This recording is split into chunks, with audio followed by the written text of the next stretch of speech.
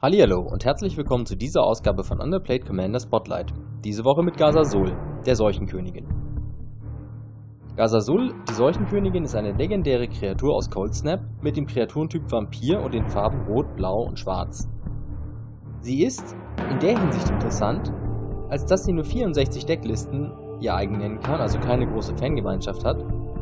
Und man dazu sagen muss, dass das gravierend ist, wenn man sich andere mehrfarbige Vampirlegenden anschaut, die den Eindruck zulassen, dass Vampire eines der beliebtesten Stämme in Commander sind. Da sind zum einen Olivia Voldaren, die mit über 900 Listen eigentlich die Spitze anführen sollte, aber nur noch von Rakdos in den Farbenkombinationen abgelöst wird.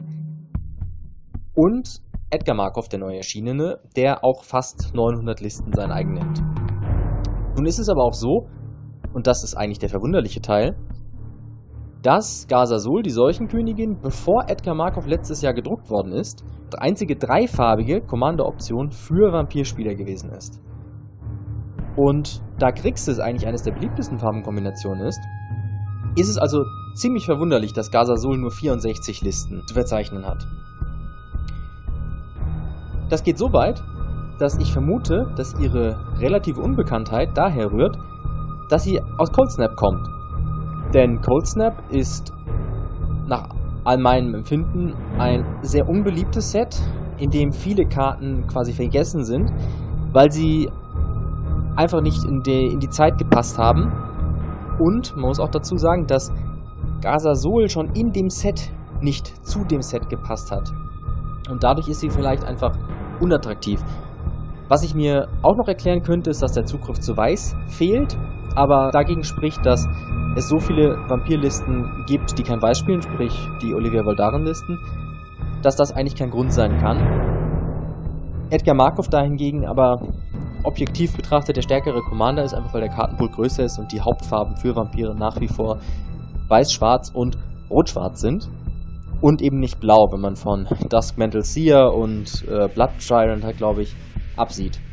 Und das ist Vor- und Nachteil von Ghazazul. Zum einen wird ihr Kartenpool sich nicht groß erweitern. Zum anderen bietet es aber genug Möglichkeiten, ein Vampirdeck zu bauen, das von den üblichen Listen her abweicht. Das eben nicht so gebaut ist wie Edgar Markov oder Olivia Voldaren, weil man eben den Zugriff zu Blau hat. Und damit bedient die Seuchenkönigin eine der Stärken des Formats, die ich bei den anderen beiden genannten vermisse. Und zwar das Nuancieren und das Deck ein eigenes machen. Von vielen hört man immer wieder, dass sie ihr Deck lieben und bauen und daran basteln, lange Jahre viel Geld und Zeit da reinstecken. Und was häufig dabei rauskommt, wenn man sich so populäre Listen ansieht, sind Decks, die eigentlich nicht viel Eigenes beinhalten. Häufig sind es Decklisten, die aufgrund der Bekanntheit und man weiß in etwa, wie man das Deck bauen soll, damit es funktioniert und was nicht geht, relativ fremdbestimmt sind. Und genau diese Möglichkeit, ein nicht lineares oder nicht so furchtbar repetitives Vampirdeck zu bauen, die bietet einem Ghazazul im Vergleich zu den anderen mehrfarbigen Vampirlegenden. Und das kann man nicht genug schätzen. Und genau deswegen hoffe ich, dass durch dieses Video Ghazazul ein bisschen bekannter wird. Und wer weiß, vielleicht sehe ich dann auch selbst live mal eine, abseits von meinen eigenen. Und ich hoffe, dass dieses Video sie ein bisschen populärer macht. Ja, und dass ich damit vielleicht jemanden erreiche, der sich überlegt hatte, sein Vampirdeck mal umzubauen, weil es ihm dann doch zu ähnlich den anderen vorkommt.